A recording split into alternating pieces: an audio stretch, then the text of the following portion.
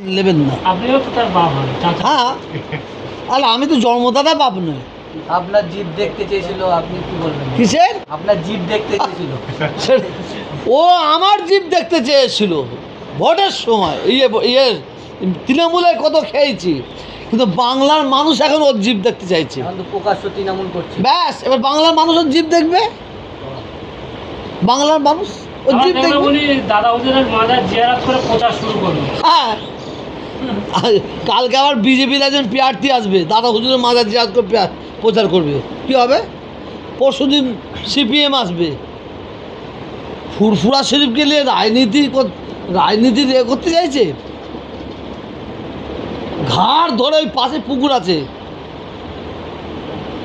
ঘাড় ধরে দাদা হুজুরের মায়ের সামনে পুকুর আছে, তো ওই দাদা হুজুরের মায়ের সামনে দেখো রাজনীতি করার জন্য, জানেন অবাক হয়ে যাবেন, আমডাঙ্গা থেকে একদল লোক এসেছে দাদা হুজুরের মাজারের সামনে। হ্যাঁ, কি জয় বাংলা করে হাতালি দিয়েছে।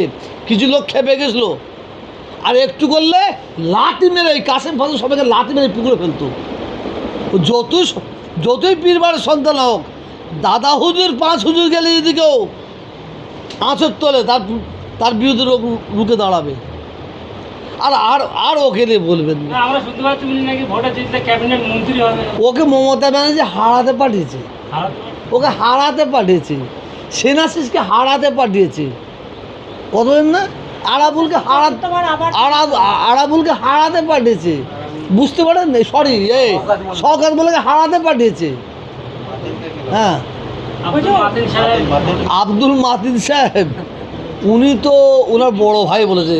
আব্দুল মাতিন সাহেবের সম্পর্কে আমার জানতে হবে না, ওনার বড়দা কি বলেছে শুনবেন, তার বুঝতে পারবেন। 2021 সালে আপনার ভাইপো আব্বাস সিদ্দিকীকে তো উনি খোঁজা বলেছে যে খোঁজা মুখ্যমন্ত্রী হবে, এখনও তৃণমূলের এমএলএ প্রার্থী হয়েছে। ওই লোকের কোনো মূল্য নাই, যে লোক নিজে পায়খানা করে আবার পরে যে নিজে চেটে চেটে খায়, যে লোক নিজে পিচ্ছাপ করে পরে আবার চেটে চেটে খায়, ওই লোকের কোনো মূল্য নেই। আমার আল্লাহ হচ্ছেন মহান, আমার আল্লাহ হচ্ছেন মহান বিচারক।